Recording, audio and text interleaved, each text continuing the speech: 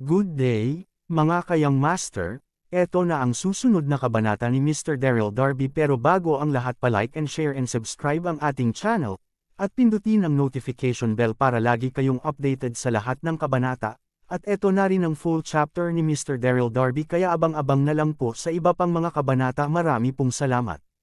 Ang asawa kong tinitingala ng lahat. Kabanata 3031.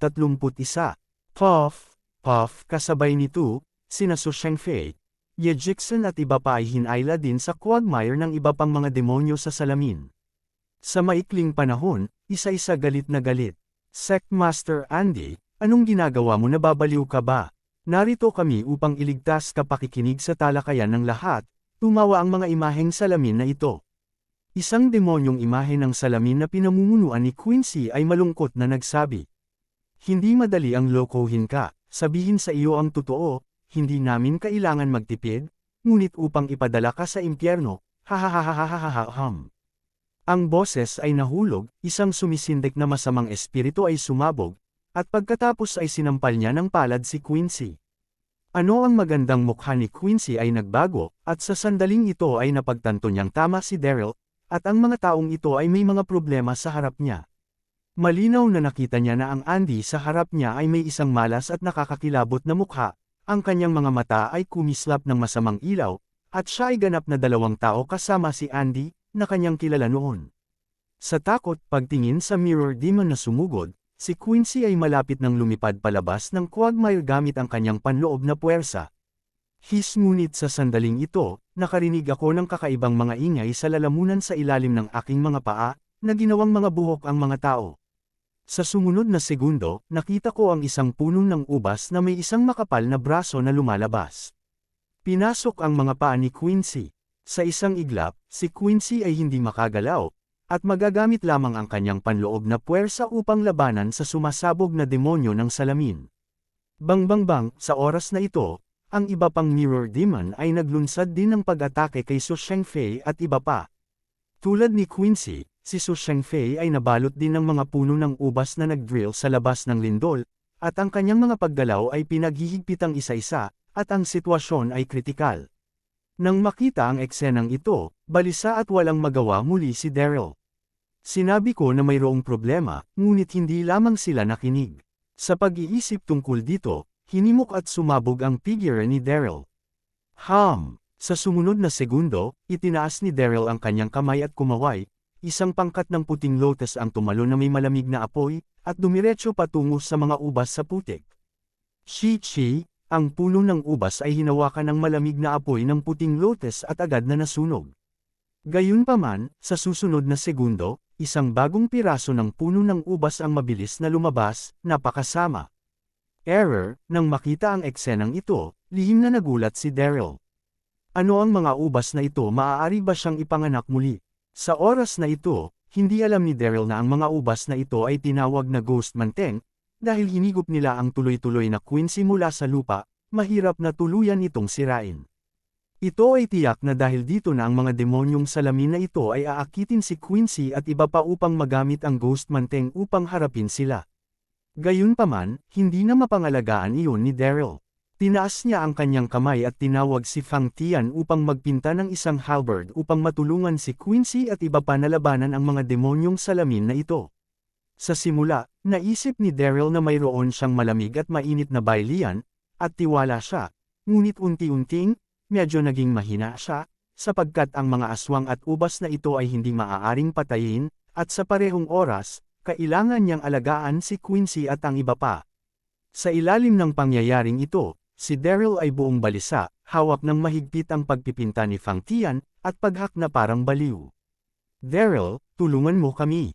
Sa sandaling ito, nakarinig siya ng isang matamis na inumin mula sa kalangitan na hindi kalayuan. Tiningnan ni Daryl ang tunog, at agad na nasabik. Nakita ko na hindi kalayuan, 8 silhouette ang mabilis na lumipad, at ang kanilang mahabang palda ay lumilipad. Ito ang 8 na araw na santo. Kabanata 3032. Siyam na mga banal na langit na darating.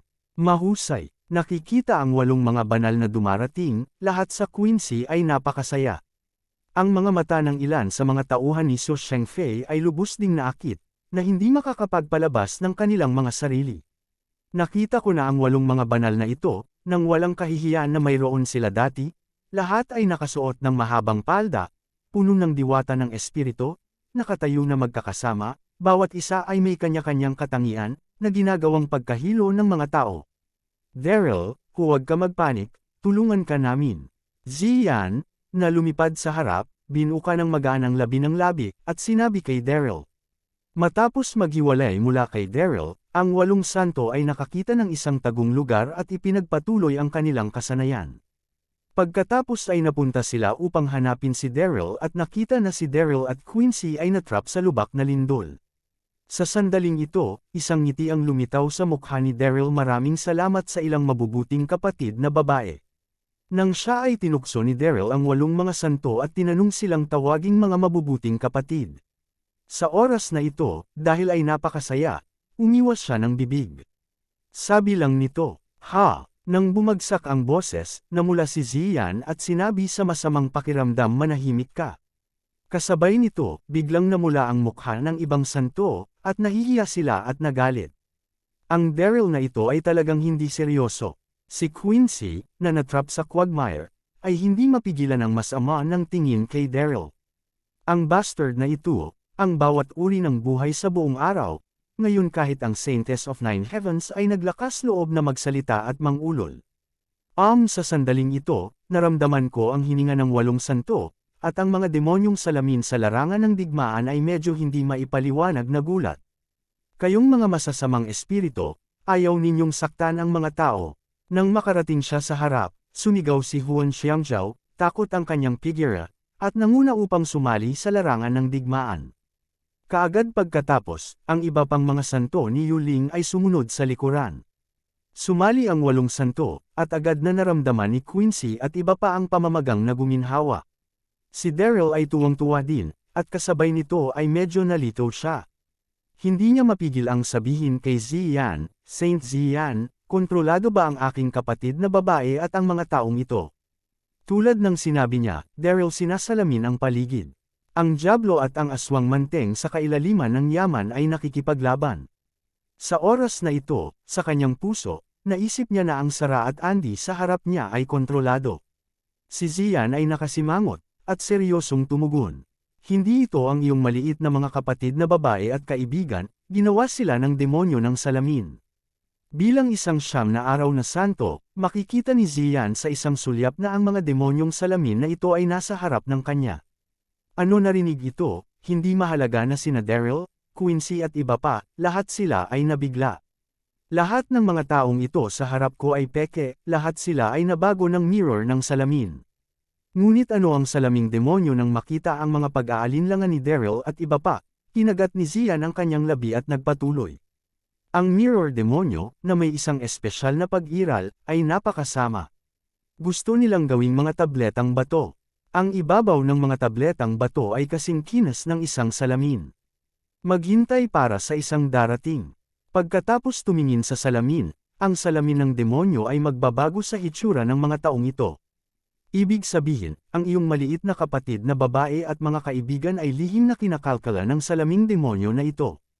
Alam ang mga pangyayaring ito, natakot si Daryl. Sa kasamaang palad, mayroon akong masidhing pagmamasid.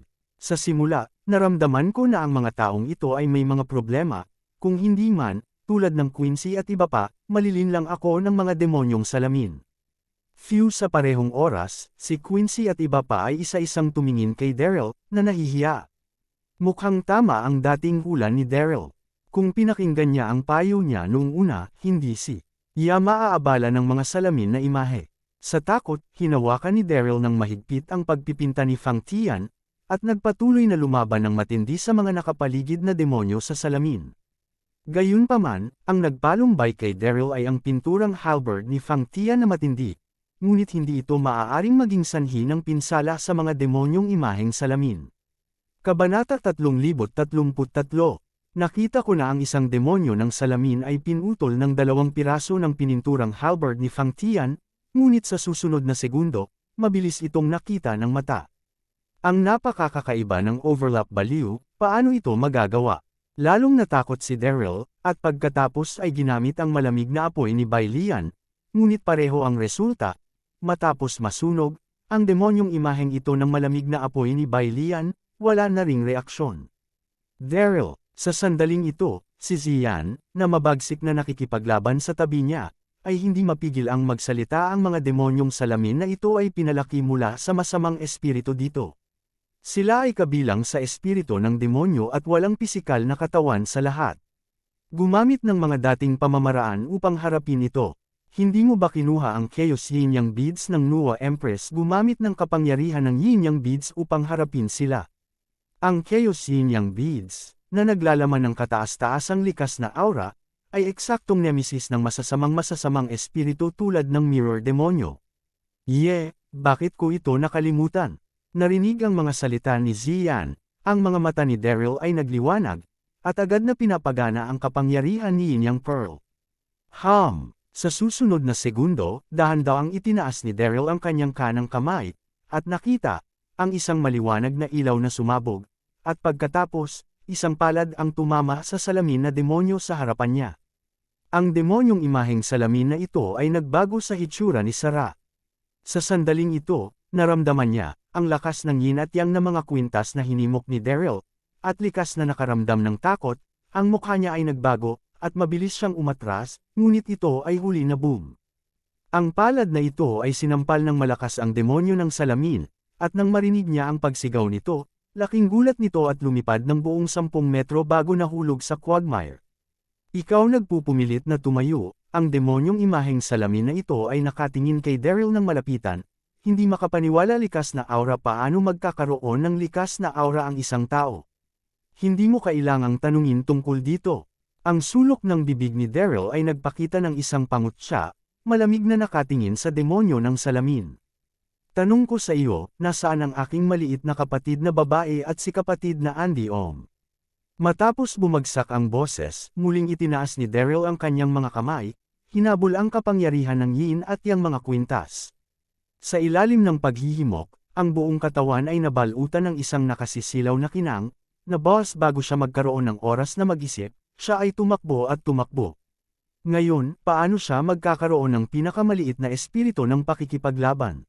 Sa lakas nitong si Daryl, kahit ang 10,000 taon ng fine iron ay hindi siya masagap, paano siya magiging kalaban? Kaya ikaw ang nakatatandang kapatid na lalaki na nakikipaglaro sa batang babae.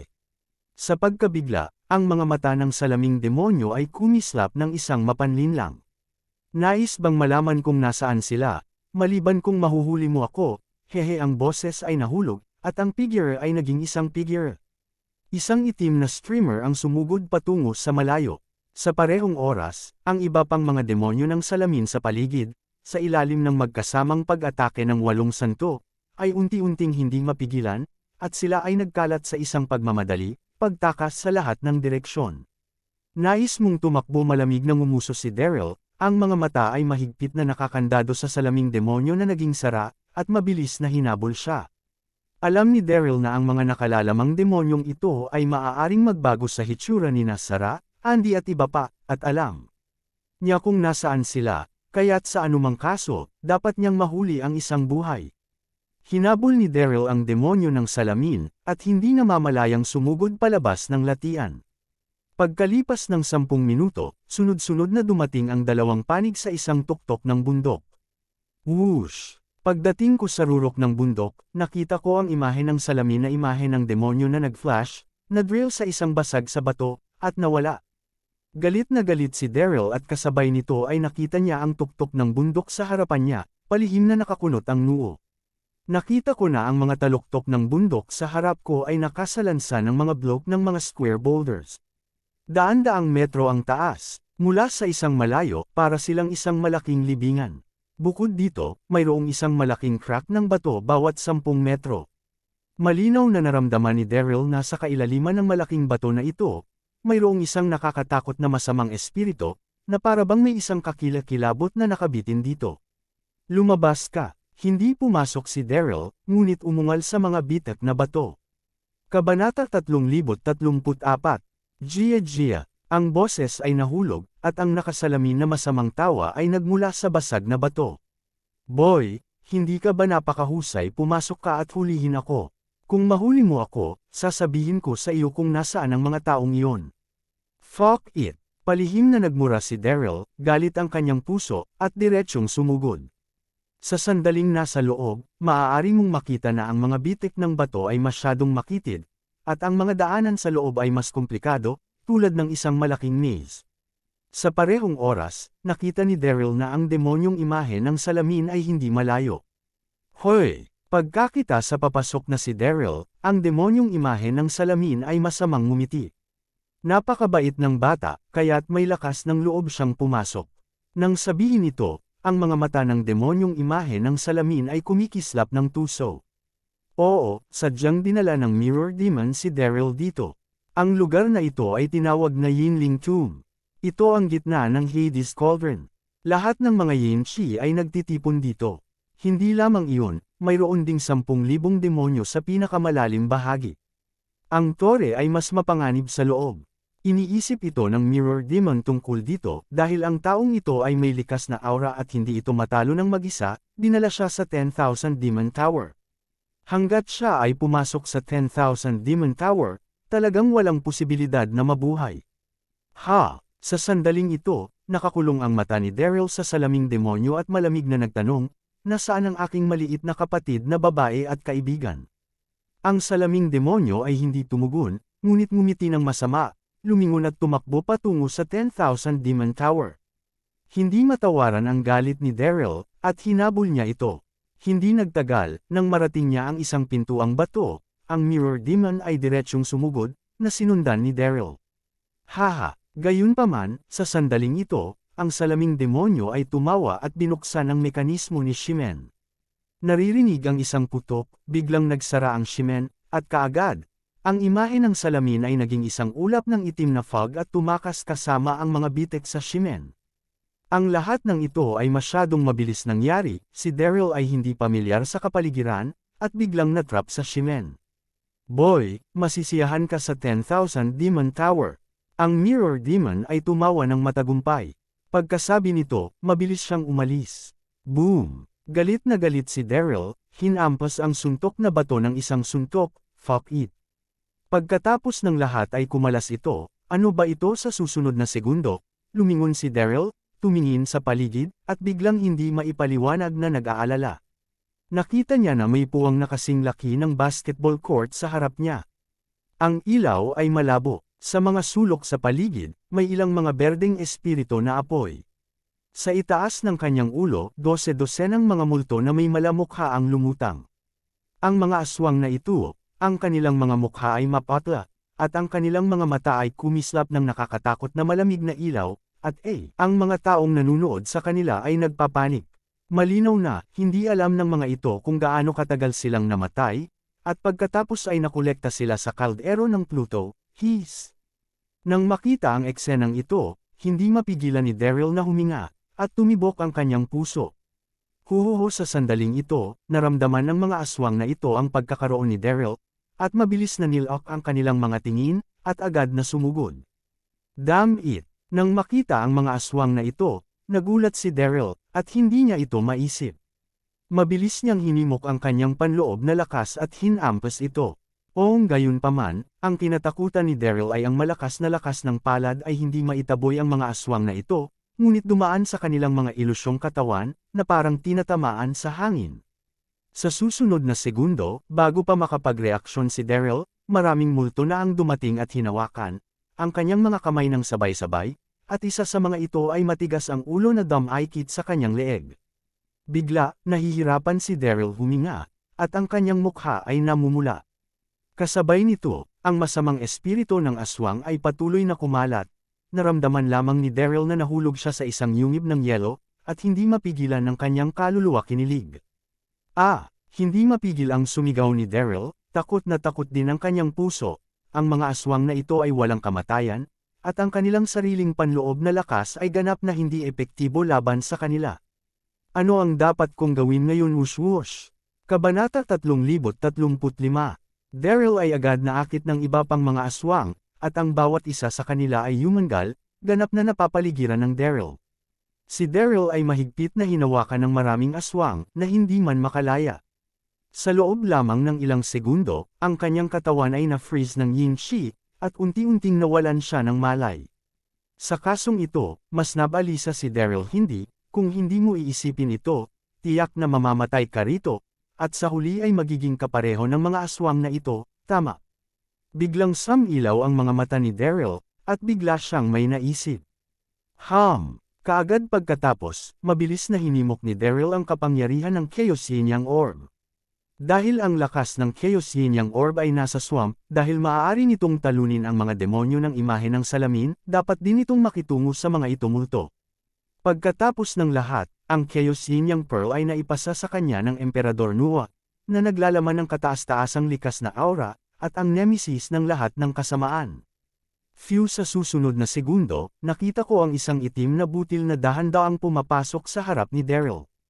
Ito ang Chaos Yin Yang Pearl. Sa simula ng Crystal Palace ng Empress Nuwa, natanggap ni Daryl at Luling Shan ang Chaos Yin at Yang beads ayon sa pagkakabanggit. Ang Daryl ay isang itim na Chaos Yin at Yang bead, at si Luling Shan ay isang puting Chaos Yin at Yang bead. Sa sandaling lumitaw ang magulong sun bead, biglang nagpanik at gumuho ang mga nakapaligid na aswang. Sa sandaling ito, malinaw na naramdaman ni Daryl na pagkatapos ng lunok na butil ng araw ay nilamon ang mga aswang na ito. Ang kanyang sariling lakas ay napabuti, hindi lamang iyon, ngunit ang kanyang pagkaunawa sa magulong sun bead ay tila lumayo pa. Hahatuwang-tuwa si Daryl nang mapansin niya ito. Hindi inaasahan, ang Chaos Yin Yang Pearl ay hindi lamang makitungo sa mga masasamang espiritu, ngunit mayroon ding epekto ng paglamon. Ngayon lang, naisip ng demonyong salamin na siya ay nakakulong dito, kahit na maayos ang lahat. Hindi niya akalain na ang malaswang kapaligiran na ito ay naging isang patlang na pagsubok para palakasin niya ang kapangyarihan ng Chaos Yin Yang Orb. Sa pag-iisip tungkol dito, hindi masyadong nag-isip si Daryl, hinihimok ang Chaos Sun Pearl at patuloy na nilalamon ang mga nakapaligid na aswang. Sa isang iglap, ang mga aswang na ito ay naging takot na mga ibon, ligaw na tumatakas, ngunit sa huli ay hindi sila makatakas sa kapalaran na malunok. Sa sandaling ito, kung ang demonyo ng salamin ay nakakit. Tanang eksenang ito, tiyak na magulat siya. Ang mga ordinaryong tao, kung sila ay nakulong dito, ay magiging miyembro ng mga aswang na ito, ngunit sa halip na mapanganib, ginawang lugar ng pagsubok si Daryl. 1 minuto, 5 minuto. Sa wakas, higit sa 1 oras ang lumipas, hinimok ni Daryl si Chaos Yang Zhu na lunukan ang lahat ng mga aswang dito. Nakita ko na ang Chaos Sun Pearl sa oras na ito ay maliwanag na nagniningning, at ang lakas sa loob ay mas masagana. Sa sandaling ito, napaupo si Daryl sa lupa at naglabas ng mahabang hininga, sa wakas ay natapos na ito. At kaagad pagkakita ng sulok sa harapan niya, biglang sumimangot si Daryl. Sa sulok, may isang hagdanan na may alikabok sa buong ibabaw nito. Mayroong pangalawang layer ito ay isang tore. Umungol sa kanyang puso, nagpahinga si Daryl pagkatapos ay dahan-daang lumakad sa hagdan. Sa oras na ito, hindi alam ni Daryl na siya ay natrap sa labis na mapanganib na 10,000 Demon Tower, kakarating lang sa ikalawang palapag, pagkakita sa eksena sa harapan niya, biglang sumimangot si Daryl.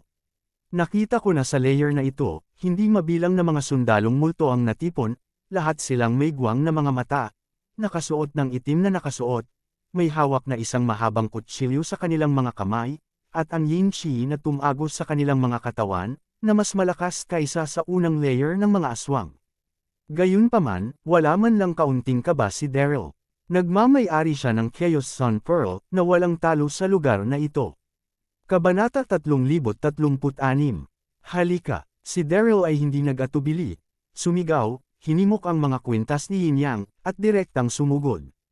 Tulad ng paghula ni Daryl, ganap na pinigilan ng Chaos Sun Orb ang mga sundalong nether na ito. Sa isang iglap, pagkatapos ng paglunok ng maraming mga sundalo ng nether, ang ilaw ng Chaos Sun Orb ay naging mas nakakaakit. Sa kabilang panig, ang mundo ng aswang. Matapos gamitin ni Haring Kenny ang Pluto Ding at matanggap ang mga panginoon ng iba't ibang mga sekta at ang 8 santo, agad siyang nagpadala ng mensahe kay Gang Hao. Matapos matanggap ang balita, tuwang-tuwa si Gang Hao, at dinala si Haring Kenny sa mundo ng multo sa daang patungo sa kaluluwa upang makilala ang Hades. Kapag pumapasok sa daan upang akayin ang kaluluwa, kahit na si Haring Kenny ay handa sa kanyang puso, hindi pa rin niya maipaliwanag na takot. Sa buong mundo ng aswang, wala talagang galit.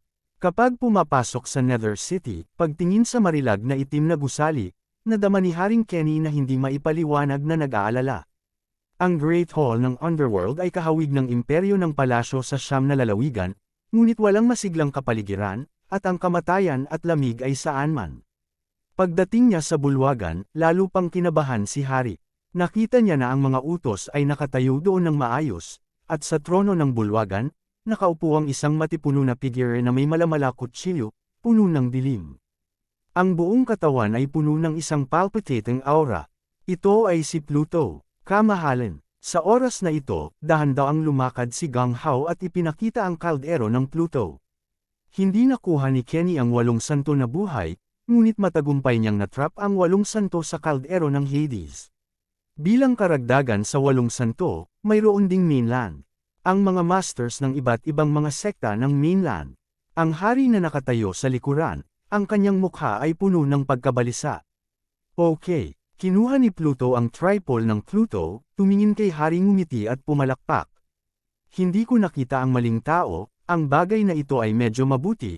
Haring Kenny, iniuutos ko sa iyo na magpadala kaagad ng mga tropa upang salakayin ang lahat mga kontinente. Ang mga Panginoon ng iba't ibang mga sekta ay nakulong sa Pluto Cauldron. Ito ay isang magandang panahon para sa amin. Kapag pinag-uusapan ito, masayang-masaya si Haring Kenny. Dapat mong malaman na ang siyam na langit na mga banal ay palaging tinaksa ang mga mata ng Pluto, at ngayon lahat sila ay nakulong. Sa Pluto Cauldron, si Pluto ay walang pag-aalala. Opo, kamahalan Pluto. Mabilis na tumango si Hari. Sa susunod na segundo, may naisip si Hari, napahiya kamahalan, ang natanggap kong hukbo ng panahon ay maaaring makipaglaban ng maayos. Ngunit kung magkaisa, ang iba pang mga kontinente bago siya matapos magsalita, kumaway si Pluto at nag-ambala. Hindi mo kailangang mag-alala tungkol dito. Mukhang tiwala si Pluto pagdating ng oras, tutulungan ka ni Jack ng angkan ng Shira. Tulad ng sinabi niya, tumingin si Pluto sa paligid Jack.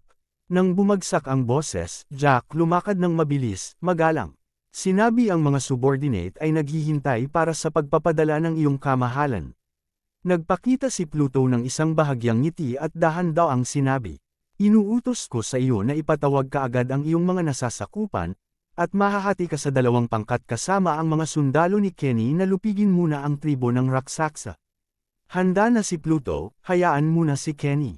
Nagtutulungan sina Hari at Jack sa isa't isa upang sakupin ang syudad ng siyam na estado, habang ang kanilang mga sarili, upang makitungo sa 9 Heaven Saints sa Pluto Cauldron. Oo, kamahalan. Mabilis na kinuha ni Jack ang utos, at pagkatapos ay mabilis na umalis sa bulwagan kasama si Hari. Sa kabilang panig, ang tribo ng raksasa. Sa loob ng Queen's Hall, nakaupo si Natalie sa trono, nakakunot ang kanyang mga kilay, ang kanyang magandang mukha na puno ng solemna. Sa ibaba, ang mga mandirigma ng tribo ng raksasa ay tahimik, at ang kapaligiran ay napakamapurol.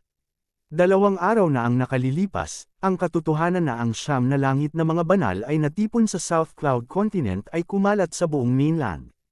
Pagkatapos nito, nais ng pamilya ng imperyo ng South Cloud na itayo ang Xuanchen Great Formation para sa siyam na langit na mga banal, at naglabas ng isang utos na itanong sa Jiusho kontinente na dumating at tumulong. Gayunpaman, sa huling pagpupulong, kumuha si King Kenny ng kakaibang maliit na tripod at tinipon ang lahat ng mga taong naroroon. Nang makuha ni Natalie ang balita kalahating araw na ang nakakaraan, hindi siya nakaupo pa rin. Pagkatapos ng lahat, ang mga labi ay patay at ang mga ngipin ay malamig, at kung ang sitwasyon sa kontinente ng mainland ay magulo, mahihirapan din ang raksasa na humantong sa isang mapayapang buhay. Sa sandaling ito, tumingin si Natalie sa paligid at marahang sinabi kalahating araw na ang nakakalipas, hiniling ko sa iyo na magpadala ng isang tao upang magtanong tungkol sa balita, ngunit anong pakinabang? Ang boses ay nahulog, at ang mga mandirigmang naruroon ay umiling. Ginamit ni Haring Kenny ang kakaibang maliit na tripod upang kolektahin ang mga Panginoon ng iba't ibang mga sekta, at siya ay nawala. Kabanata 3037. Kamahalan na Reyna. Sa sandaling ito, isang kapitan ng patrol ang mabilis na pumasok, pawis na pawis. Kamahalan, hindi maganda, haantong si Jack sa isang tao upang labanan ako dito. Nang sinabi niya ito, ang mukha ng kapitan ng patrol ay mapatla at gulat. Ano narinig ito? Ang buong bulwagan ay nagulo. Ang Jack na ito ay naglakas loob na humingi ng gulo, halos patay na siya. Pretty face ni Natalie nagbago, at siya ay galit na galit din siya stood up at sinabi ng walang bahala. Ano ang iyong pagpunta sa biglang pagkatakot, Jack? Ang taksil, naghahanap ako para sa kanya ay dumating siya sa pinto sa pamamagitan ng kanyang sarili. Tinatawag na agad. Ang boses ay nahulog, at ang emperador ay mabilis na lumabas ng hall. Ang mga mandirigma sa tanawin ay pinananatili. Pagdating ko sa labas ng istasyon, biglang nanginig si Natalie nang makita ang eksena sa harapan ko. Ang daming mandirigma sa likuran niya ay hindi mapigil ang huminga. Nakita ko ang itim na hukbo na palaging darating. May libu-libong mga tao, nakasuot ng unipormeng itim na nakasuot, may hawak na isang mahabang kutsilyo, at nakakagulat na pagpatay. Sa gitna ng hangin sa harap ng hukbo, may isang lalaki na nasuspine, ang kanyang buong katawan ay puno ng mga masasamang espiritu at malamig ang kanyang mukha. Si Jack, yun, Jack. Pagkakita kay Jack, galit na galit si Natalie, at sumigaw ikaw na traidor, pinayagan kita na tumakas ka agad, ayaw mong umalis ng buhay ngayon. Sa simula, pinangunahan ni Jack ang kanyang mga nasasakupan na maghimagsik at naglunsad ng sorpresang pag-atake sa mga raksasa. Ano ang higit na something ay nagtatag din si Jack ng kanyang sariling negosyo, tinawag ang kanyang sarili na angkan ng Shira, at nais na hatiin ang mga hangganan sa mga raksasa. Ang gayong pagtataksil sa mga ninuno ay simpleng pagtataksil. Hehe, nararamdaman ang galit ni Natalie, si Jack ay hindi man lang nagpanik, at marahang sinabi. Natalie, inilagay mo sa harap ko ang iyong reyna, sasabihin ko sa iyo, ang pattern ng buong kontinente ng mainland ay magbabago, ikaw kung mayroon kang kaunting kaalaman, maaari kang sumilong sa amin. Kung ikaw ay paulit-ulit, kung gayon ang buong tribo ng raksasa ay hindi na magkakaroon. Nang marinig ito, ang mga nakapaligid na mandirigma sa raksha ay sumabog at sumigaw. Manggahas na banta ang Reyna Jack, naghahanap ka ng kamatayan.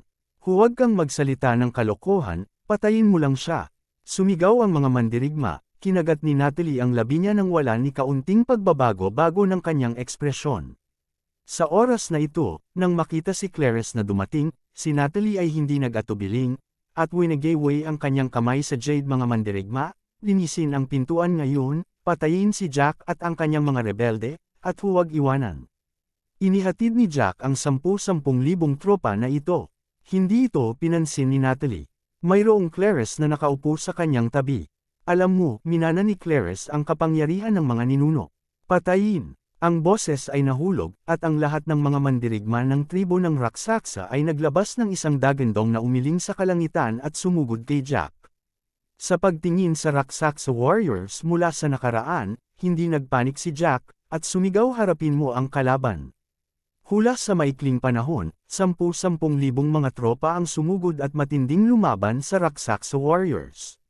Dangdang, dangdang, ang patuloy na komprontasyon sa pagitan ng dalawang panig, ang tunog ng mga banggaan ng sandata at dagandong ay umalangaw sa buong residente ng tribo raksasa. Sa sandaling ito, sa mabangis na santukan, si Natalie ay may hawak na isang mahabang kutsilyo sa buto at hindi masasabing magiting. Ang ilang mga kaaway ay biglang nahulog habang ang figure ay sumasayaw. Jack, si Natalie ay puno ng paghamak at hindi mapigilan. Siya sumigaw kay Jack, dinala ko ang taong ito at nais na sirain ang mga raksasa. Masyado ka bang mayabang? Sino ang nagsabi sa iyo na ako lang? Kabanata 3038. Natalie, mula ngayon, ang angkan ng raksha ay hindi na magkakaroon. Umungol si Jack na galit, ang kanyang mukha ay sobrang maalam. Sa sandaling bumagsak ang boses, naglabas siya ng isang itim na token mula sa kanyang katawan. Hahaano ito nang makita ang itim na token, sumimangot si Natalie at biglang nagkaroon ng masamang pakiramdam. Nakita ko na ang itim na token na ito ay madilim sa kabuuan nito, na may nakasulat na mga inskripsyong mundo ng multo na nakaukit dito, at naglalaman ng isang malakas na hininga ng kamatayan. Sa oras na ito, hinawakan iyon ni Jack sa kanyang kamay, at ang hangin sa buong residente ay biglang lumamig. Sa oras na ito, hindi pa rin alam ni Natalie na ang itim na token sa kamay ni Jack ay ang pagkakasunod-sunod na tawag sa kaluluwa ng Hades. Ang Pluto Soul Summoning Order, tulad ng Pluto Cauldron, ay isa sa mga mahiwagang sandata ng mundo ng aswang. Maaari itong ipatawag sa malapit na undead upang ipaglaban ang iyong sarili. Patay na kaluluwa, ang pagkakasunod-sunod ng paggalang sa akin. Sa susunod na segundo, isang baliw na boses ang lumabas mula sa bibig ni Jack. Sa sandaling bumagsak ang boses, itinaas ni Jack ang Hades sa kaluluwa, at kasabay nito, ang panloob na puwersa ni Dantian ay biglang hinimok at pinasok sa Hades. Sa isang iglap, isang nakakakilabot na hininga ng kamatayan ang agad. Nabumalot kay Jack, at pagkatapos, nakasentro kay Jack, kumalat ito sa paligid. Ano ang siya pagpunta sa gawin ang isang sumisindik aura? Sa isang instant, ang mga mukha ng raksasa mandirigma sa larangan ng digmaan sa ibaba nagbago, at silang lahat ay inexplicably panicked. Nang lihim na nabigla ang lahat, nakita nila ang orihinal na malinaw na kalangitan, biglang lumabo, at madilim na ulap ay mabilis na nagtipon. Sa parehong oras, sa loob ng 100 milya, isang ulap ng itim na ambon ang tumaas. Oo, si Jack ay gumagamit ng isang tawag sa espiritu upang ipatawag ang kalapit na mga aswang at walang kamatayan. Nang magpas siya si Hades na hayaan ang Jack na magsimula ng gyera sa Hall of the Underworld dati, isinasaalang-alang ang lakas ng militar ni Jack at ang pagkakaiba sa mga raksasa. Gumawa siya ng isang pagbubukod at binigyan si Jack ng kanyang panawagan para sa mga espiritu. Ang orden na tumatawag ng kaluluwa ay naglalaman ng isang nakakatakot na aura ng kamatayan. Sa oras na ito, na hinihimok ni Jack, nakita niya ang buong tirahan ng tribo ng Raksha, na puno ng kadiliman. Kasabay nito, ang mga bulaklak at puno sa loob ng isang radius na 100 dinalanta at namatay, tulad ng impyerno. Ano ito? Kinagat ni Natalie ang labi, gulat na gulat. Ang nasabing isang nakapangangilabot na kapangyarihan ay hindi maipasok ni Jack, sandaling ito, kinilig si Clarice, at bigla niyang nahulaan ang isang bagay. Tila ito ang Hades ng mundo ng aswang, at ipapatawag ni Jack ang mga kalapit na aswang. Natanggap ni Clarice ang mana ng kanyang ninuno na si Quaffo, at sa isang tingin, halata na ang token sa kamay ni Jack ay nauugnay sa mundo ng aswang. Ano narinig ito? Ang mukha ni Natalie ay nagbago, ang kanyang mga mata ay nakakulong kay Jack, galit na galit. Nang gampanan ng kataas-taasang kumperensya sa North Mona Imperial City, biglang lumitaw si Jack at nakuha ang lahat ng mga pangunahing sekta. Sa oras na iyon, kumakalat ang Jiusho Rivers at Lakes. Si Jack ay sumilong sa Hades of the Ghost Realm. Sa oras na iyon, si Natalie ay nagdududa pa rin. Sa sandaling ito, hindi na nag-alinlangan si Natalie sa kapangyarihan ng kamatayan ni Jack. Nang lihim na nabigla si Natalie, nakita niya ang tunog ng pagbasag ng lupa sa burol na hindi kalayuan, at pagkatapos, isang kakilakilabot na patay na katawan ng gumapang palabas ng lupa. Ang ilan sa mga bangkay na ito ay nakasuot ng armors mula sa mainland continent, at ang ilan ay nakasuot ng katad na armors mula sa tribo ng Raksasa. Ito ang mga taong namatay sa labanan sa pagitan ng mainland continent at tribo Raksasa 3 taon na ang nakalilipas. Alam mo, ang lokasyon ng Raksasa sa oras na ito ay hindi masyadong malayo sa larangan ng digmaan ng taon, at ang gyera 3 taon na ang nakaraan ay tumagal ng higit sa 1 buwan. Kung ito man ay ang mainland o ang Rakshas, ang pagkamatay ay mabigat at nasawi. Magdagdag ng hanggang daan-daang libo ng mga tao. Sa oras na ito, ang lahat ng mga patay na katawan na ito ay ipinatawag ni Jack gamit ang Hades Soul Calling Token. Nakikita ang eksenang ito, kung si Natalie man o ang mga raksasa mandirigma na naroroon, ang kanilang puso ay nanginginig, at hindi nila mapigil ang huminga. Ang hukbo ng napakaraming mga patay na katawan ay talagang nakakagulat. Patayin. Kabanata 3039. Sa sandaling ito, si Jack ay mayabang at malakas na humangal. Sa salita ay nahulog, ang hukbo ng mga patay na bangkay ay nagbigay ng isang nakakatakot na dagandong, at sumugod sa larangan ng digmaan tulad ng isang alon. Ay isang iglap lang ng mata, daan-daang mga mandirigma ng raksasa ang walang oras upang makapagreaksyon, binigkas ang isang hiyawan, at napunit. Nakikita ang eksenang ito, Ang natitirang mga mandirigma sa raksasa ay pawang hindi maipaliwanag na gulat. Maraming kalaban, at lahat sila ay kawaila hilakbot na mga patay na katawan. Paano sila makikipag-away? Sa gulat, maraming mga mandirigma ng raksasa ang nakadama lamang na hindi sila tag, at nais lamang nilang tumalikod at makatakas. Huwag magpanik, lahat pumila upang salubungin ang kalaban. Sa sandaling ito, nag-react si Natalie at hindi mapigil ang sumigaw, at pagkatapos ay sumugod sa battlefield. Sa parehong oras, si Clarice ay sumabog din sa panloob na lakas, kasunod ng malapit sa likuran. Nang makita ang nangunguna sa reyna, ang mga mandirigma sa raksasa, na medyo nahihiya pa, ay agad na binigyang inspirasyon, upang labanan at hiyawan at sumugod patungo sa hukbo ng mga patay na bangkay. Dang. Ilang sandali, ang tunog ng mga sandatang nagbabanggaan at nag-aaway sa pagitan ng dalawang panig ay umalangaw sa buong residente ng raksasa. Nabahira ng dugo ang lupa, at ang hangin ay puno ng malakas na dugo.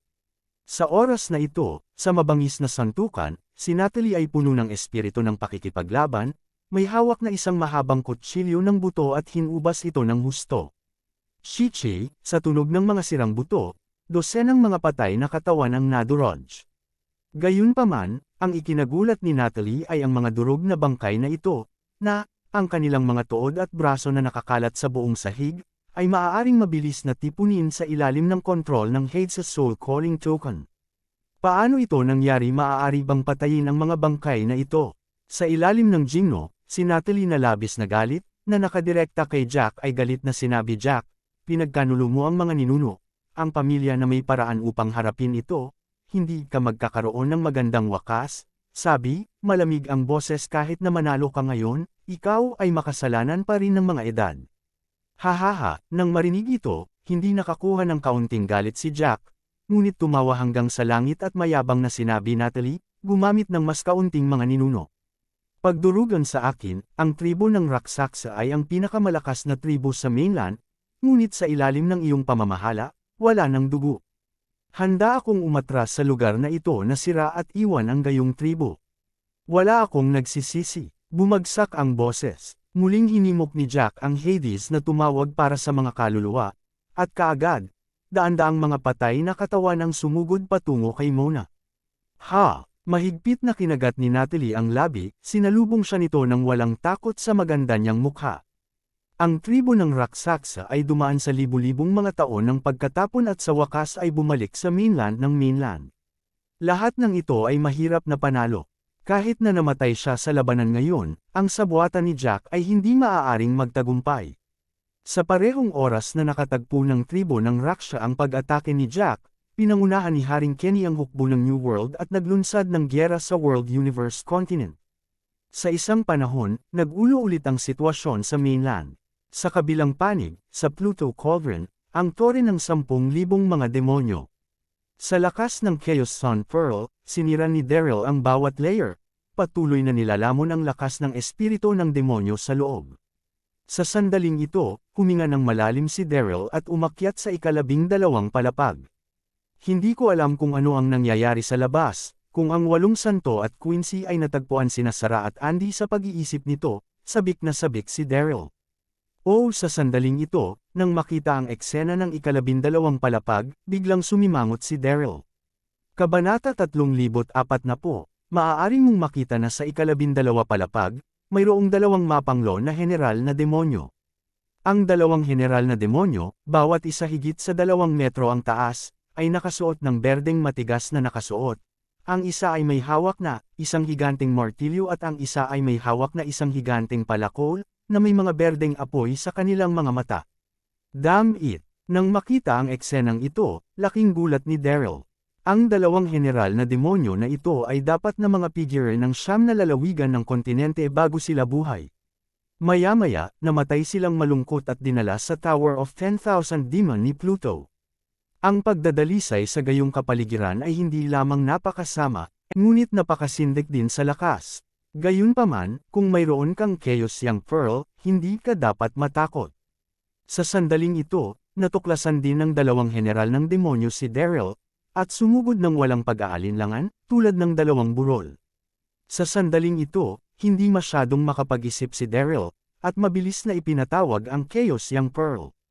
Bang bang bang. Pagkalipas ng 10 minuto, maayos na ginamit ni Daryl ang Chaos Sun Pearl upang lunukan ang lakas ng dalawang general na demonyo, at kasabay nito ay sobrang pagod na siya.